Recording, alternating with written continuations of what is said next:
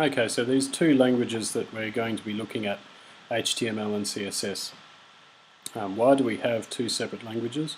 Firstly, once upon a time, CSS didn't exist and websites were created with HTML alone. But in order to improve the way we could work as web developers, this new language was developed called CSS. So nowadays what we do is we use HTML for the content and the structure of the website, and we do all our style with CSS.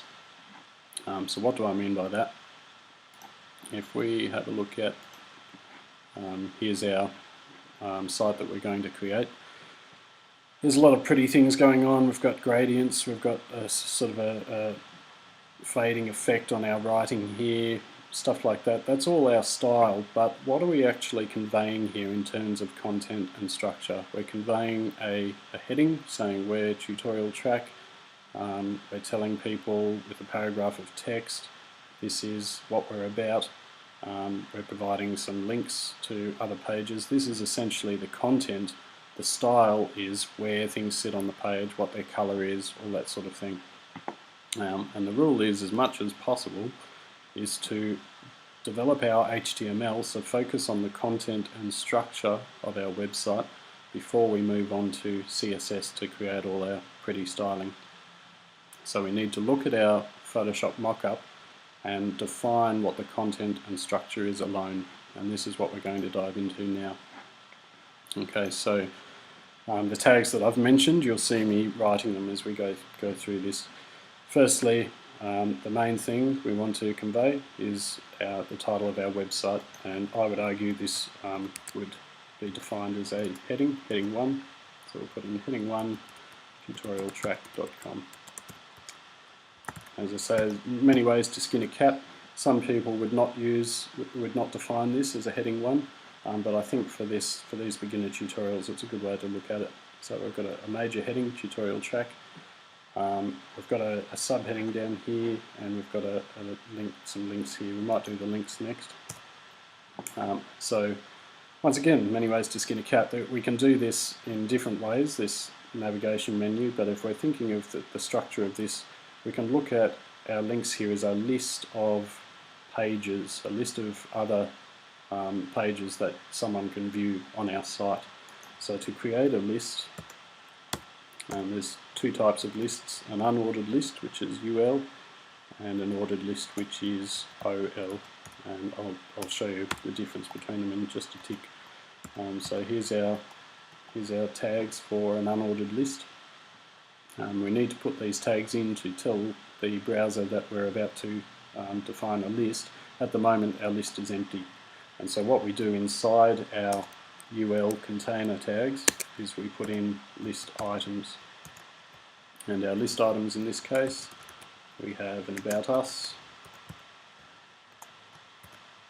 a contact us, whoops, list item, contact us, and a third item, more info. So that's just these three: about us there, contact us there, and more info there. That's the three items in our list. Click down here so you can see a preview of what we've created. So heading 1, tutorialtrack.com, and then our unordered list listing the pages. So you can see here, this is the content and structure that we're trying to convey. We're not worried about the fact that this is not a yellow text and this is not set over to the side. This is purely the information that we're trying to get across. Okay. I said I'd mention the difference between an unordered list and an ordered list. So the tags for an ordered list are OL, and you can see at the moment I've got bullet points. Change this to an OL, we get an ordered list which is numbered 1, 2, 3, but we usually use an unordered list for our navigation menus. Okay, then we'll come down here, we've got a subheading, so we'll put this in as a H2, heading 2. Watch, create, run.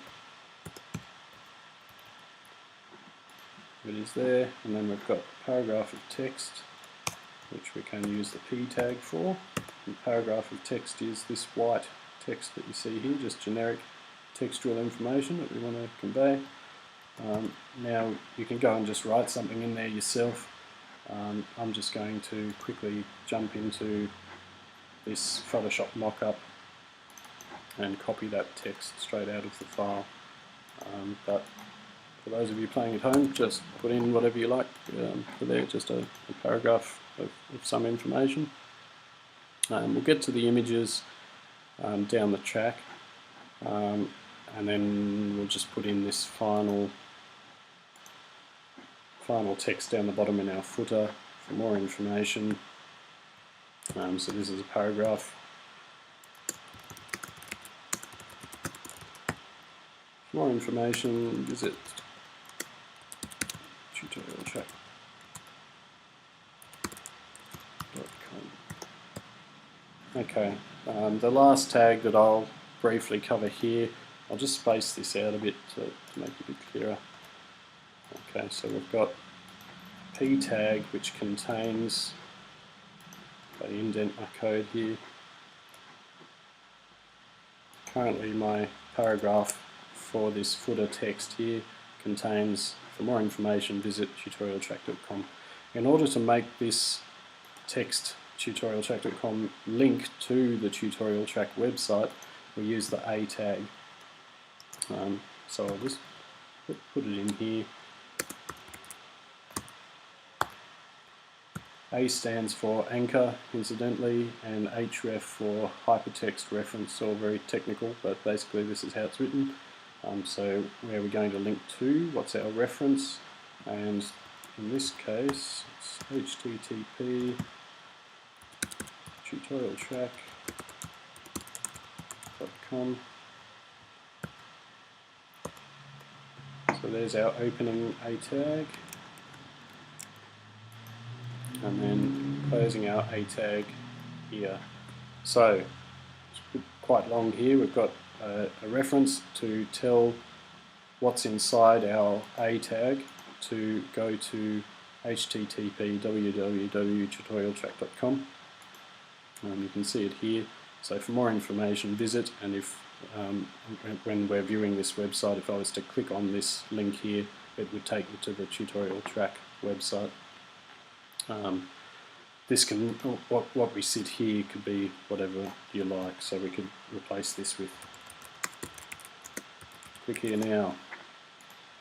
Now it says for more information visit, and then click here now. So whatever you want to put in there, I just got it listed as the website itself. Put that back. Some of you at this point are probably thinking, okay, well, what about our list of websites up here, about us, contact us, and more info? Won't they be A tags as well? Just as this is an anchor tag, these need to be links as well. That's true, and we will get to turning this into a series of A tags in due course. But for now, if you can just try to get that down, get down the code that I've written here, heading, list, subheading, paragraph, and another paragraph with an A tag inside it, we can go from there. Okay.